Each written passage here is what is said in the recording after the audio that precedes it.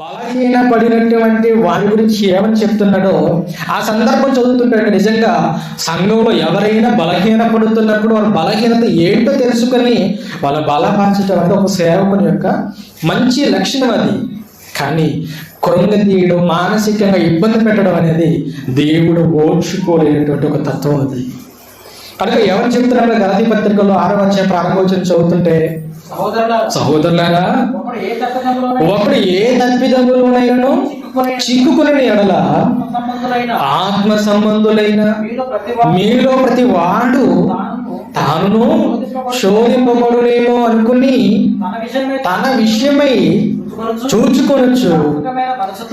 సాత్వికమైన మంచి మనసుతో అట్టి వారిని మంచి దానికి తీసుకొని రావాలి.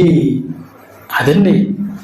అంటే ఒకవేళ బలహీన పడితే బలహీనమైన వారిని బలపరచడానికి ఏం చేయాలో ఆ విషయాలు చెప్పి బలపరచాలి. మానసికంగా కృంగ తీయకూడదు.